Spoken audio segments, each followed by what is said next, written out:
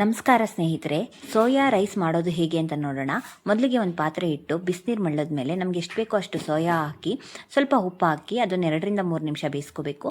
ನಂತರ ಒಂದು ಮಿಕ್ಸಿ ಜಾರ್ಗೆ ಮೆಣಸು, ಸೋಂಕಾಳು ಮತ್ತು ಧನಿಯಾ ಕಾಳು, ಶುಂಠಿ ಬೆಳ್ಳುಳ್ಳಿ ಹಾಕಿ ತರ್ತರಿಯಾಗಿ ಪೇಸ್ಟ್ ಮಾಡಿ ಇಟ್ಕೋಬೇಕು.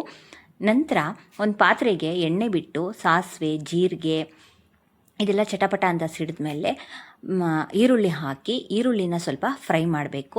ಈರುಳ್ಳಿ ಫ್ರೈ ಆದಮೇಲೆ 1-2 ಹಸಿರು ಮೆಣಸಿನ್ಕಾಯಿ ಹಾಕ್ಕೊಂಡು ಅದನ್ನು ಫ್ರೈ ನೋಡಿ. ಇದಾದಮೇಲೆ ಟೊಮೊಟೊ ಹಾಕಿ ಟೊಮೊಟೊ ಕೂಡ ಫ್ರೈ ಮಾಡ್ಕೋಬೇಕು.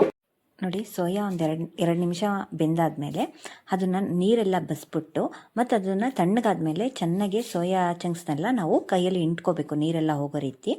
ನೋಡಿ, ಈಗ ಟೊಮೊಟೊ ಫ್ರೈ ಆದಮೇಲೆ ನಾವು ಮಾಡಿಟ್ಟಿದ್ದ ಮಸಾಲ ಪದಾರ್ಥ ಹಾಕಿ ಅದು ಕೂಡ ಫ್ರೈ ಮಾಡಿ ಸ್ವಲ್ಪ ಗರಂ ಮಸಾಲ, ಖಾರಕ್ಕೆ ಎಷ್ಟು ಬೇಕೋ ಅಷ್ಟು ಅಚ್ಚ ಖಾರ ಪುಡಿ, ಅರಿಶಿನ ಪುಡಿ ಹಾಕಿ ಸ್ವಲ್ಪ ಜಾರ್ ತೊಳೆದಿದ್ದು ನೀರು ಹಾಕಿ ಸ್ವಲ್ಪ ಬೇಯಿಸ್ಕೊಳ್ಳೋಣ.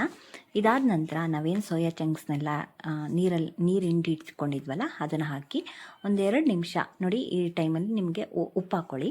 1-2 ನಿಮಿಷ ಬೇಯಿಸ್ಬೇಕು.